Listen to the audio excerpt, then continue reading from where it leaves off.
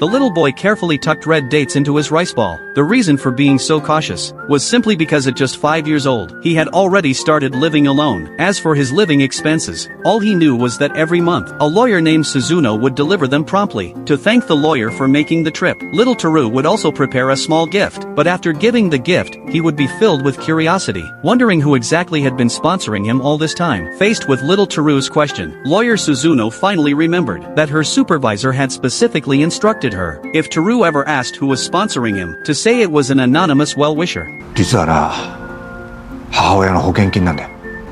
それってつまり、その子の母親はもう、優しい人が寄付を。Obviously, the 5-year-old couldn't see through the lie. He even added that the reason he dressed so oddly was also to express his gratitude to this well-wisher. When Suzuno returned to the office, she was eager to see what kind of gift this little adult had prepared. It turned out to be little Teru's diary. As for the contents inside, they were records of his weight and height changes, and even every little story that happened around him. The reason he took the trouble to write everything down was to let that well-wisher witness his growth and prove that he could live a good life on his own.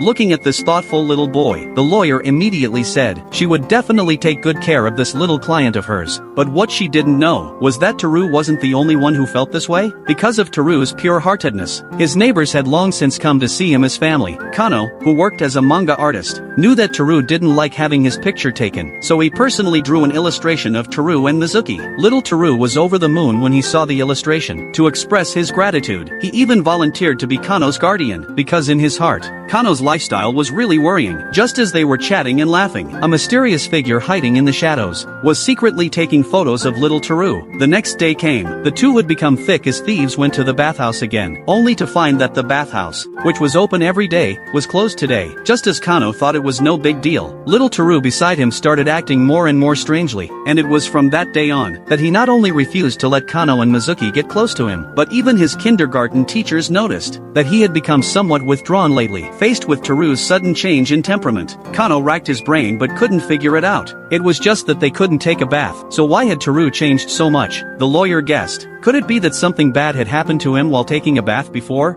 毎日小太郎さんなりに一生懸命なんだと思います。 Just as the two were pondering, little Teru, who had run home early, was already taking a bath in the kitchen sink.